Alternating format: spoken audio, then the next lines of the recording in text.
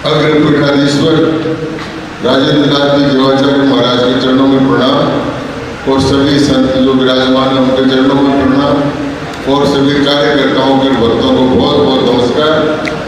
मैं खड़ा होकर बोलूँगा, बैठ कर नहीं बोलूँगा, तो मेरी एक इच्छा खड़े होने की है, बैठने की है नहीं, इसलिए मैं खड़ा हूँ।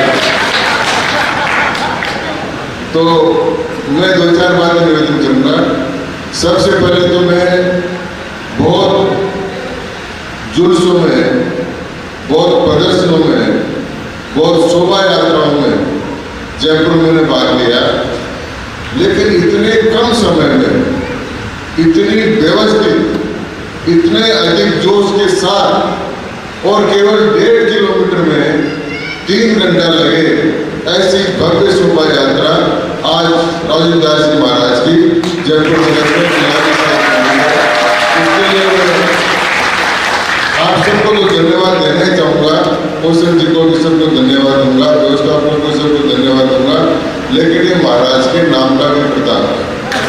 कुछ लोगों ने मुझे कहा, एक पत्रकार है बहुत बड़े, उन्होंने मुझे फोन करके कहा कि भाई घनश्याम जी ये काम करो मेरा। मुझे लोग काम बताते रहते, मुझे को काम बताते, मैं समझता हूँ मुझे करना ही पड़ेगा। तो उन्होंने कहा कि मेरा काम है, मेरे पिताजी को दिखाई नहीं देता है, लेकिन वो राजेंद्र दास जी महाराज के प्रवचन सारे दिन सुनते हैं, तो एक बार कृपा करके उनके पैरों के उनके हाथ लगवा देना। ऐसा करके 2-3 लोग मेरे पास आ गए, तो मैंने महाराज से प्रार्थना की कि महाराज कल आप जब कथा करें तो उन लोगों को अलाउ करें कि आपके वो चरण बंदन कर लें।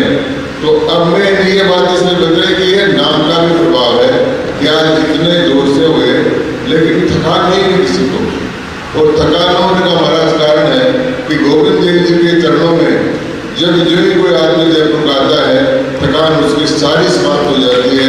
ये गोविंद देव जी। मैं एक राघवाचार्य जी महाराज से मेरा बहुत निकट का संपर्क था, और वो संपर्क भी एक घटना के साथ था।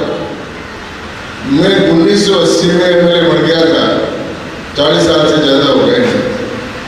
मैं भी गद्दी छोड़ नहीं रहा हूँ, जब मैंने किसी के नाम लिखी है अभी तक, तो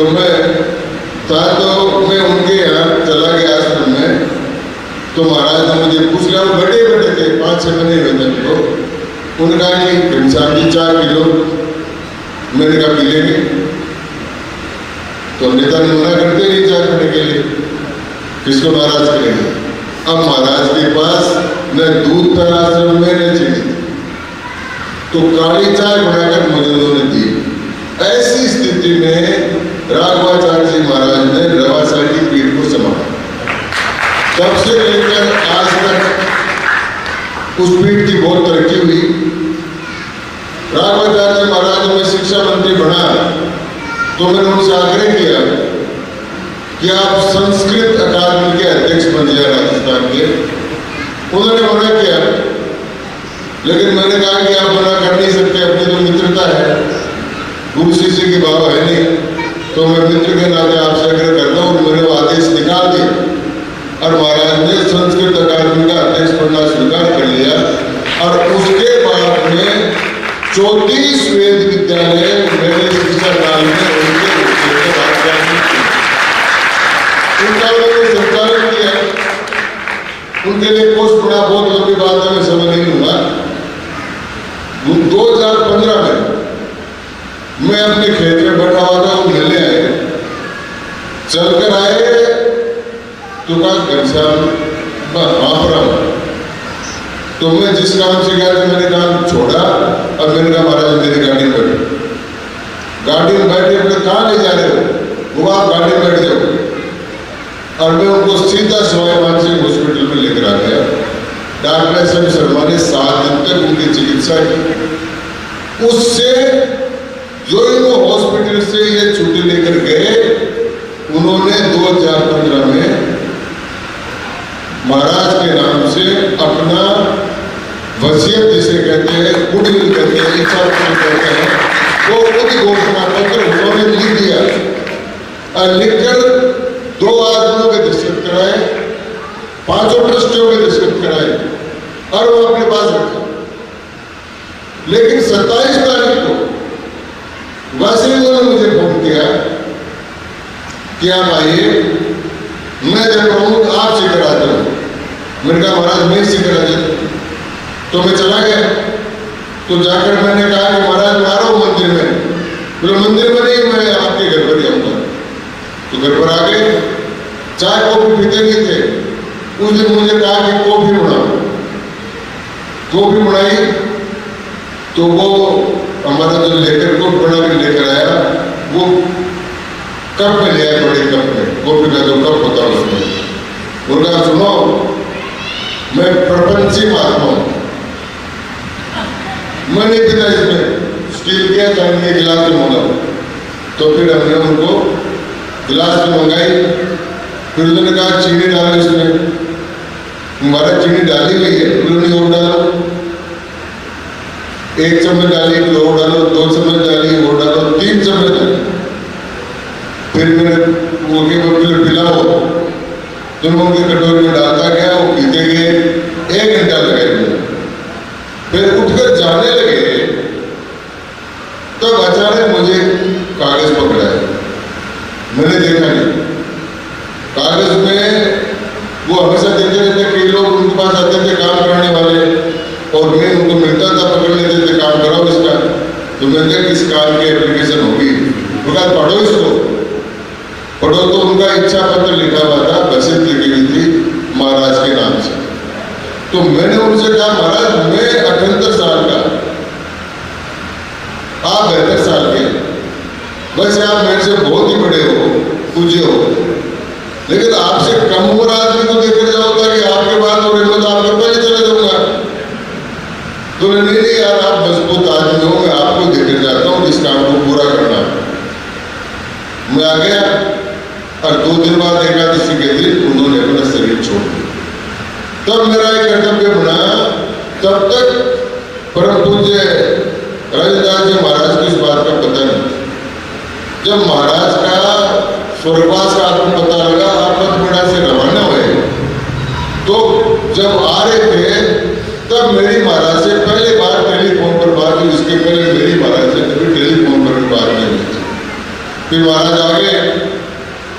फिर महाराज को तो प्रपंची थे नहीं, लेकिन कुछ प्रपंची महात्मा है, उन्होंने फिर वहां कुछ करने का कोशिश किया। तो फिर मैं अपने स्वरूप में आ गया।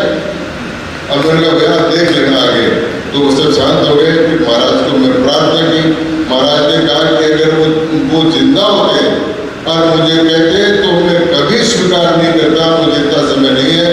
लेकिन उनका इतना स्नेह था कि 2015 में लिखा, फिर आपको देकर गए, तो अब मैं उनकी आज्ञा का उल्लंघन नहीं कर सकता। और ये कृपा करके महाराज ने इस अग्रपीठ का पीठाधीश्वर बनना स्वीकार किया। इच्छा मन में न होते हुए भी केवल राघवाचार्य महाराज के स्नेह को स्वीकार करके आपने इस बात को स्वीकार किया। और ईश्वर जो करता है वो ठीक करता है, साधु महात्मा कहते हैं सही है। तो मैंने भी देखा है कि एक बार मैंने राजनीति को झगड़ा कर लिया था किसी से, और बाद में राज्यसभा में चला गया, तो मैंने समझा कि भगवान जो करता है वो ठीक ही करता है। तो वो ठीक ही ऐसे किया कि महाराज जब विराजमान हो गए, तो मुझे लगा कि अब इस पीठ का भी, रामानंद संप्रदाय का भी और सनातन धर्म का भी, इन सब का उद्धार होना ही होना। और इसलिए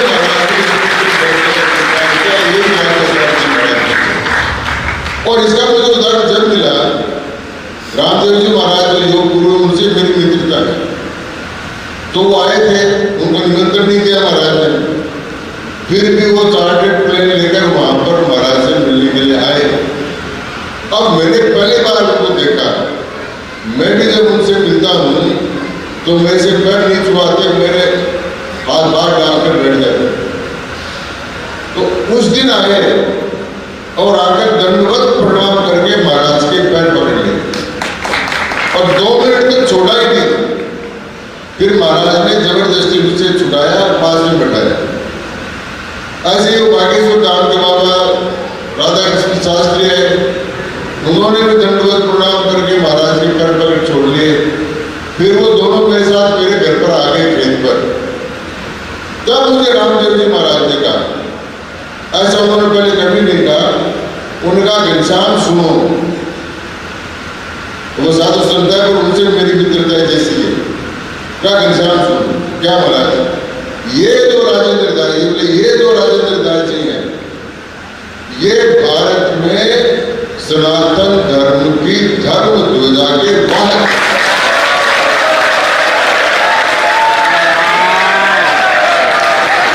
और इसलिए मैंने दंडवत प्रणाम करके, मेरे से कई आर्य समाज के लोग नाराज हो जाते हैं। मैं आर्य समाज हूँ, सुबह सुबह हवन करता हूँ रोज, लेकिन मैं सब अपने सनातन मत के जितने भी पंथ है सबको बराबर मानता हूँ।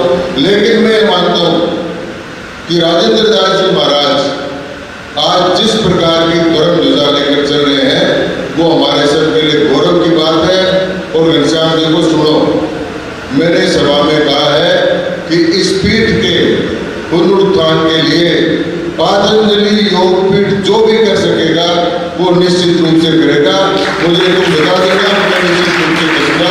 इतना बड़ा आदर और सत्कार महाराज के प्रति उनका है। और बहुत सी बातें हैं जिनको मैं बताना नहीं चाहता, महसूस ही करना चाहता हूँ कि राघवाचार्य जी महाराज ने बहुत विवेकपूर्ण तरीके से, मैं तो समझता हूँ कि हमारे समाज में हमारे कई गद्दियों के विवाद चल रहे हैं। अगर राघवाचार्य जी महाराज जैसा चिंतक हो, विचारक हो और निष्प्रिय हो, एक बार उनकी माता जी कुंभ के मेले में वो पता लगाते थे तो मैं जाता रहता था, तो उनकी माता जी आ गई, कहते कहते राघव बाबू की तरह, राघव बाबू की तरह करते करते आ गई और उन्होंने खाना खा लिया। महाराज ने मेरे सामने बोला, 10 रुपए जमा करा कर जाना, नहीं तो ये दाना जो है ना तेरे पेट में नस फाड़ कर निकल जाएगा। मैं कभी आश्रम का मेरे घर वालों का किसी को एक दाना भी नहीं खाया, ये मेरे सामने नहीं था। फिर मुझे अंतिम लोगों ने कहा कि देखो यार ये काम जल्दी करो, मेरे गांव में मुझे धर्मशाला पड़ा, उसके लिए 25 लाख रुपए दो। अब मैं गरीब ब्राह्मण आदमी हूं, तो मैंने कहा महाराज मैं आपको दूंगा।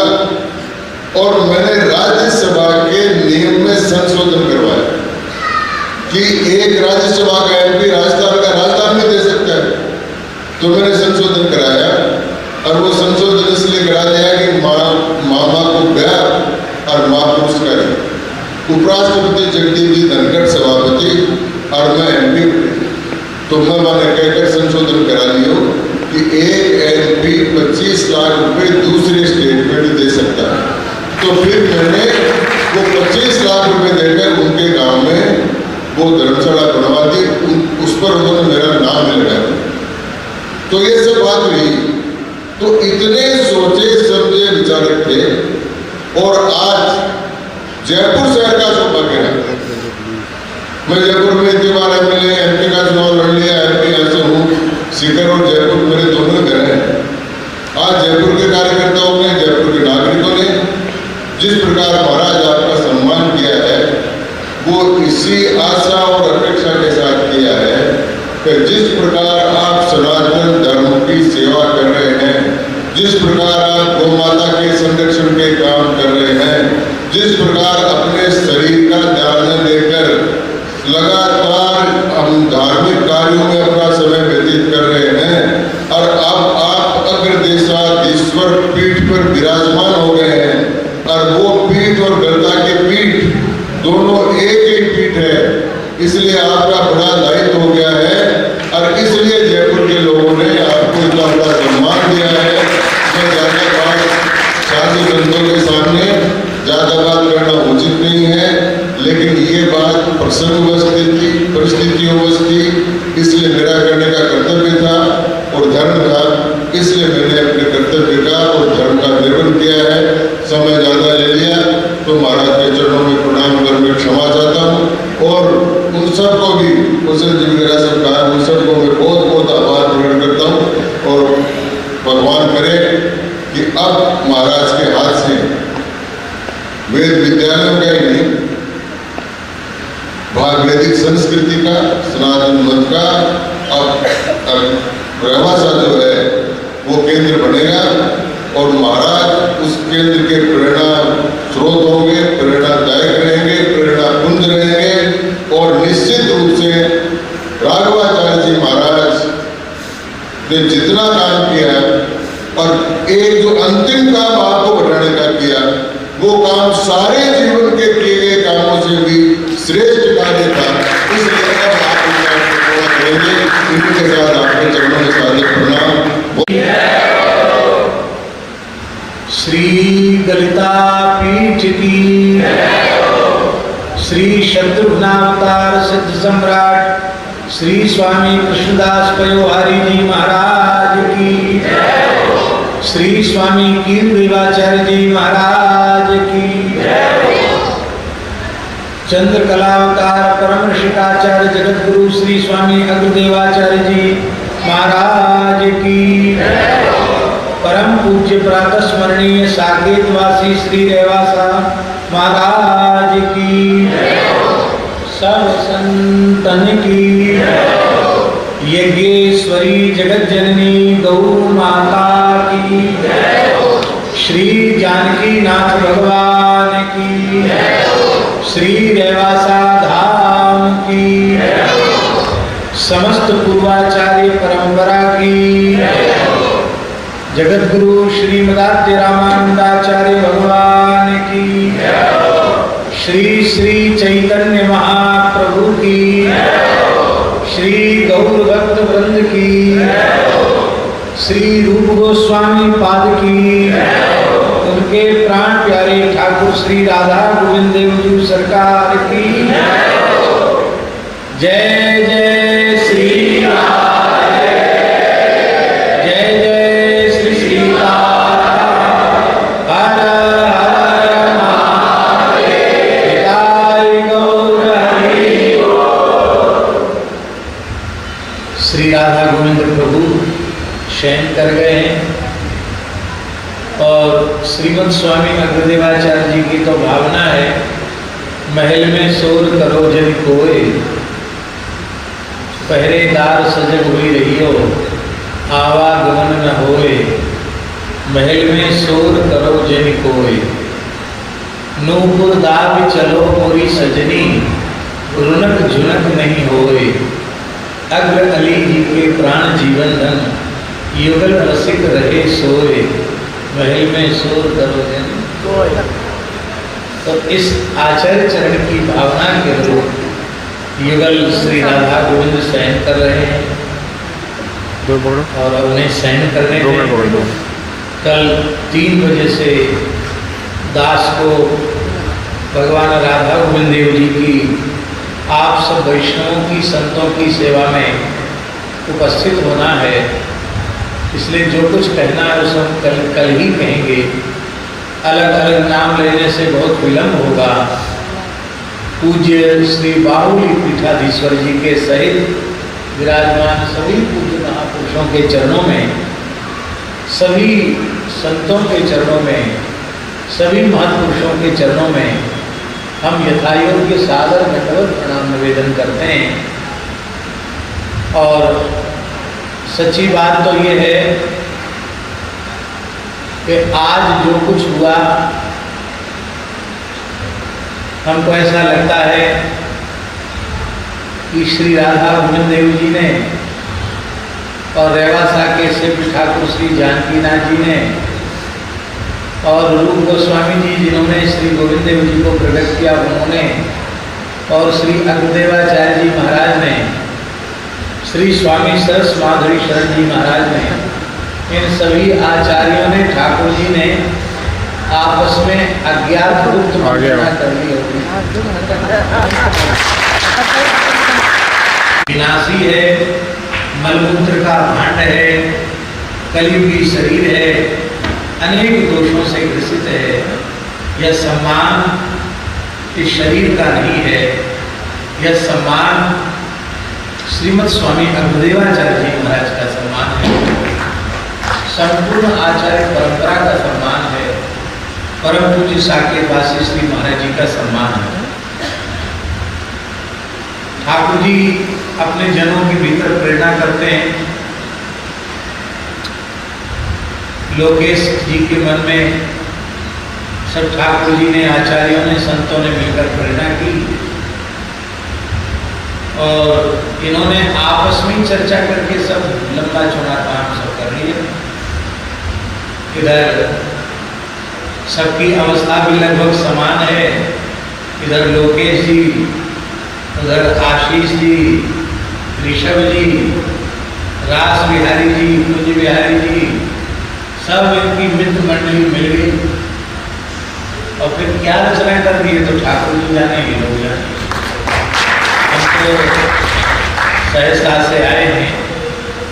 बाकी गलता पीठ के संबंध में पूज्य श्री वेदांती जी ने जो कुछ कहा, हम सौभाग्य मानते हैं श्री रामानुज संप्रदाय का कि पूज्य श्री वेदांती जी जैसे संप्रदाय के प्रति तन मन प्राण से पूरी तरह समर्पित कोई एक महापुरुष हम लोगों के मध्य में है, वह भी जयपुर में। तो बड़े सौभाग्य की बात है। और पूज्य श्री महाराज जी का और आपका कितना प्रेम था इसको भी जानकी नाथ जी जानते हैं और कोई मनुष्य नहीं जान सकता है। बाकी दास का मानना ऐसा है कि कई गोपाल की सब होए, जो अपना पुरुषार्थ माने अति ही मूर्ख सोए। राम कीन चाहे सुई हुई, करे अन्यथा अस नहीं कोई, और ईश रजाए शीश सोई। अब तक जो कुछ घटित हुआ है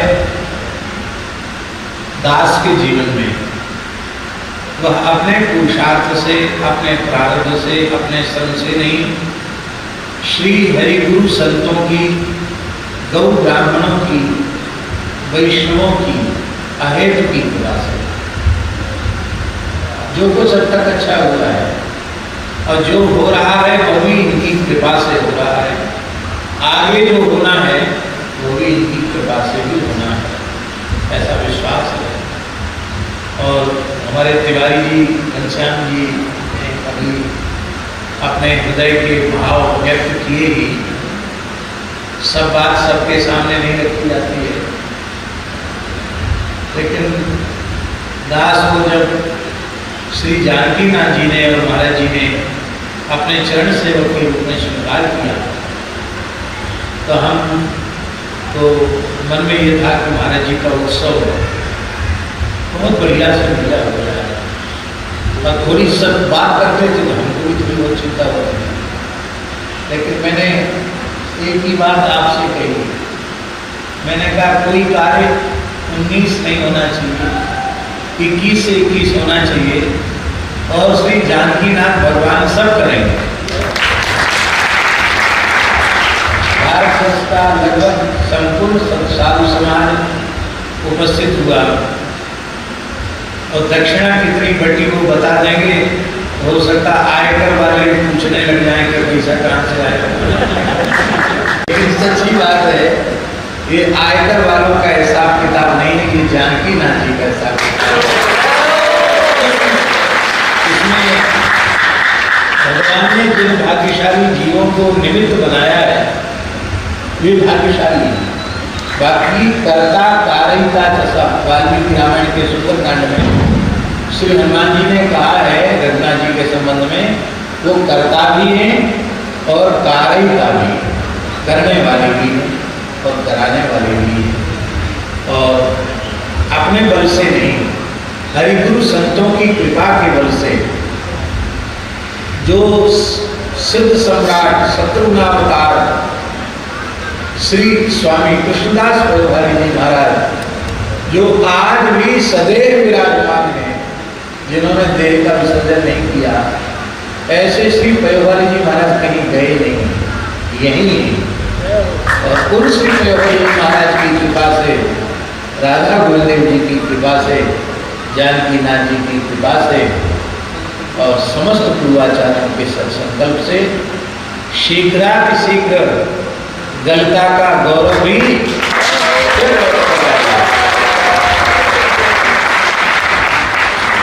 प्यारे जी जब कहीं गए नहीं है तो वे भी प्रकट हो जाएंगे प्यारे जी। बस हम लोगों की पुकार होनी चाहिए। और दूसरी एक बात, छोटी सी बात कह करके, हम लोगों का बहुत बड़ा नुकसान देश का, सनातन धर्म का और मानव जाति का और हम लोगों के अमूल्य समय का बहुत बड़ा नुकसान केवल इसलिए हो जाता है कि हमारे मन में जो श्रेय लेने की भावना है उसका हम त्याग नहीं कर पाते। श्रेय लेने की भावना का त्याग करने, राम जी ने लंका विजय का श्रेय बंदर भालुओं को दे दिया। क्या बंदर भालुओं का श्रेय है? श्रेय तो राम जी का है। पर राम जी ने हम लोगों को प्रेरणा दी कि मैं सब कुछ करने कराने वाला होने पर भी मैं स्वयं श्रेय नहीं लेता, इन बंदर भालुओं को श्रेय देता हूँ। और जब बंदर भालुओं से कहा ये सब सखा सुनो गुण मेरे, भय समर सागर कन मेरे, ये समर सागर में जहाज बन गए बंदर भालू।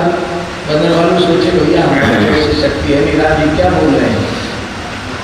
अरे छोटे मोटे राक्षसों को भले हमने ज़्यादा संख्या में चीर फाड़ करके समाप्त कर दिया हो, पर बड़े बड़े नरांतक देवांतक अजकाय अकल्पन कुंभकर्ण मेघनाथ रावण, इनको तो श्री राम लक्ष्मण ने ही समाप्त किया है। हम थोड़ी, हम लोग तो भाग रहे थे दसों दिशाओं में। तब राम जी ने कहा इसका श्रेय भी मेरा नहीं है, गुरु वशिष्ठ कुल पूज्य हमारे, इनकी कृपा धनुष ऋण मारे। गुरु जी की कृपा से किया है, अपना श्रेय नहीं दिया। हम लोग ये शिक्षा लें, गोरक्षा का श्रेय, गलता पीठ के पुनरुद्धार का श्रेय किसको मिलेगा? किसी मनुष्य को नहीं। ये श्रेय श्री पयारी जी को है, ये श्रेय श्री जानकी नाथ जी को है, श्री गोविंद देव जी को है, पयारी जी के से भी नरसिंह भगवान को होगा। हम लोग सब निमित्त मात्र हैं। बस ये है, जैसी सक्रियता और समर्पित भावना का आज आप सबने प्रत्यक्ष दर्शन कराया, इससे 100 गुने उत्साह में आप लोग भर करके अपनी एकजुटता, सक्रियता और समर्पण की भावना जितने अधिक व्यक्त करेंगे उतने ही जल्दी गलता पीठ का पुनः फिर से लौट आएगा। इन्हीं शब्दों के साथ श्री राधा गोविंद देव प्रभु को प्रणाम करते हुए सभी पूज्य महापुरुषों के चरणों में सादर धन्यवाद प्रणाम करते हुए, योगीराज जी ने तो बिल्कुल अंग्रेजी और अपने वक्तव्य में, हाँ हम पहले भी कई बार सुन चुके हैं, बहुत व्यवस्थित वक्तव्य आपका रहता है। हम सभी संतों को श्री राधा